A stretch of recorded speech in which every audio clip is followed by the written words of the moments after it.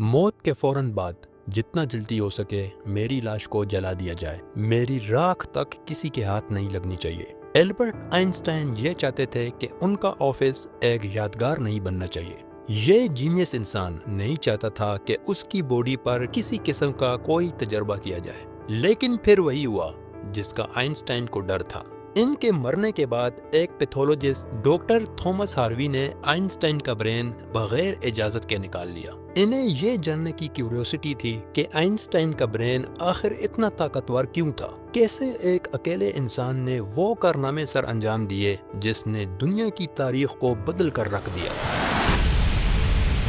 Albert Einstein جب پیدا ہوا تو اس بچے کو دیکھ کر آس پاس کے لوگ حیرت میں مبتلا ہو گئے۔ وہاں پر موجود کچھ فیملی ممبرز بھی پریشان تھے، کیونکہ اس چھوٹے سے بچے میں کچھ چیزیں حیران کر دینے والی تھی۔ نارمل بچوں کے مقابلے میں آئنسٹائن کے سر کا شیپ کافی مختلف نظر آ رہا تھا، جو کہ وقت کے ساتھ ساتھ ٹھیک ہوتا گیا۔ یہی نہیں بلکہ یہ بچہ جب 5 سال کا ہوا تو پیرنٹس کو ایک اور پریشانی کا سامنا کرنا پڑا۔ وہ پریشانی یہ تھی کہ آئنسٹائن 5 سال کا ہو چکا تھا، لیکن ابھی تک بولنا تو دور، اس نے اپنے منہ سے ایک لفظ تک نہیں نکالا تھا۔ اس ساری صورتحال میں پیرنٹس کو یہ لگنے لگا کہ ان کا بیٹا بڑا ہو کر باقی بچوں کی طرح ہوشیار اور سمجھدار نہیں ہوگا۔ انہیں کیا ہی پتا تھا کہ یہ بچہ کوئی عام بچہ نہیں، بلکہ ایک جینیس ہے جو آنے والے وقتوں میں دنیا کی ہسٹری بدلنے والا ہے۔ آپ کو یہ جان کر حیرانی ہوگی کہ آئنسٹائن کے برین کا ویٹ ایک عام انسان سے کم تھا۔ ان کا برین وزن میں 1197 گرام تھا، جبکہ ایک عام انسان کا ایوریج برین 1400 گرام تک ہوتا ہے۔ یہاں پر سوال پیدا ہوتا ہے کہ چھوٹا برین ہونے کے باوجود آئنسٹائن نے وہ کام کیسے سر انجام دیے جو ایک جینیس ہی کر سکتا ہے۔ دراصل ایک عام برین اور آئنسٹائن کے برین میں فرق یہ تھا کہ آئنسٹائن کے دماغ کے ٹاپ والے حصے کے پیرائٹل لوب ایک ایوریج انسان سے 15% بڑے تھے، جو کہ ڈاکٹرز کے لیے کافی حیرانی کی بات تھی۔ 1999 میں کینیڈا کی میک ماسٹر یونیورسٹی کی ایک ٹیم نے اپنی ریسرچ میں بتایا کہ آئنسٹائن کے برین کا پیرائٹل لوب والا حصہ حیرت انگیز طور پر زیادہ پھیلا ہوا ہے، جبکہ پیرائٹل لوب کے نیچے والا حصہ، جسے ٹیمپورل لوب کہا جاتا ہے، تھوڑا چھوٹا ہے۔ آئنسٹائن کے مرنے کے بعد ڈاکٹر ہاروی آئنسٹائن کے برین پر ریسرچ کرنا چاہتے تھے، جس کے لیے انہوں نے جیسے تیسے کر کے آئنسٹائن کے بیٹے کو راضی کر لیا۔ انہوں نے ہنس آئنسٹائن کو یقین دلایا کہ وہ یہ سارے تجربات اچھے مقصد کے لیے کر رہا ہے۔ ڈاکٹر ہاروی نے آئنسٹائن کے برین کے 240 حصے کیے اور انہیں الگ الگ جارز میں محفوظ کر لیا۔ انہوں نے برین کے کچھ حصے دوسرے جانے مانے سائنٹسٹ کو بھی بھیجے، جنہوں نے مائکروسکوپ کے ذریعے ان ٹکڑوں کا باریک بینی سے معائنہ کیا۔ کیلیفورنیا کی ایک یونیورسٹی نے برین کے 2 ٹکڑوں پر ریسرچ شروع کیا۔ یہ پیسز برین کے ہپو کیمپس والے حصے سے لیے گئے تھے۔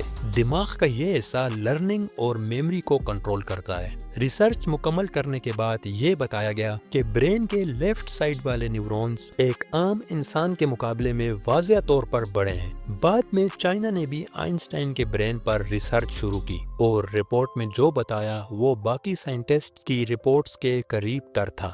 ان ساری رپورٹس سے یہ پتہ چلتا ہے کہ اس میں کوئی شک نہیں ہے کہ آئنسٹائن کے پاس ایک ایسا دماغ تھا جو ایک عام انسان سے کافی مختلف تھا۔ یہی وجہ تھی کہ انہوں نے عالمی سطح پر وہ کام کیے جو کوئی بھی نہیں کر پایا۔ تھیوریز آف جنرل ریلیٹیوٹی اور E=mc² کے لاز بنا کر آئنسٹائن نے پوری دنیا کو حیران کر دیا تھا۔ ڈاکٹر ہاروی آئنسٹائن کی ایکسٹرا آرڈنری ذہانت کے بارے میں بہت کچھ جان چکے تھے، لیکن ابھی ان کی کیوریوسٹی ختم نہیں ہوئی تھی۔ انہوں نے دماغ کے 4 pieces neuro scientist marine diamond کو بھیجے۔